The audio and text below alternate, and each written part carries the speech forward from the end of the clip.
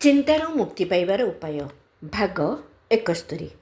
ଚିନ୍ତା ଉପରେ ବିଜୟ ପାଇବାର ସ୍ୱର୍ଣ୍ଣିମ ନିୟମ।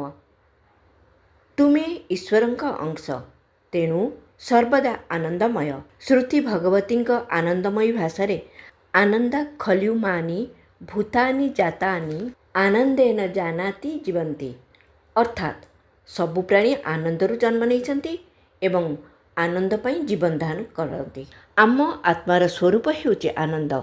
ତାହେଲେ ଶୋକ, ଚିନ୍ତା, ନିରାଶାରେ ବୁଡ଼ି ରହିବାର ଆବଶ୍ୟକତା କ'ଣ? ଆମେ ଯଦି ପାରମାର୍ଥିକ ଦୃଷ୍ଟି ଲାଭ କରିପାରୁ, ତେବେ ଆମ ଗନ୍ତବ୍ୟ ଧାମ ଆନନ୍ଦ ଲାଭ କରିପାରିବ। ଭକ୍ତି ହିଁ ଆନନ୍ଦ ପ୍ରାପ୍ତିର ରାଜମାର୍ଗ ଅଟେ। ଯୀଶୁ କହୁଥିଲେ, ଧର୍ମର କେବଳ ଦୁଇଟି ରୂପ ଅଛି, ଯଥା ଈଶ୍ୱରଙ୍କୁ ହୃଦୟ ଦେଇ ପ୍ରେମ କରିବା, ନିଜ ପ୍ରତିବେଶୀଙ୍କ ପ୍ରତି ଆତ୍ମଭାବ ରଖିବା।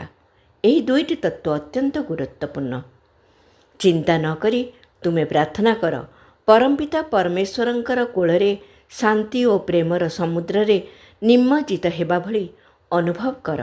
ଯାହା ଉପରେ ପରମେଶ୍ୱରଙ୍କର କୃପା ରହିଛି, ପରମେଶ୍ୱରଙ୍କ ପ୍ରତି ଯାହାର ଶ୍ରଦ୍ଧା ରହିଛି, ଚିନ୍ତା ତାହାକୁ ଦୁଃଖୀ କରି ନ ପାରେ।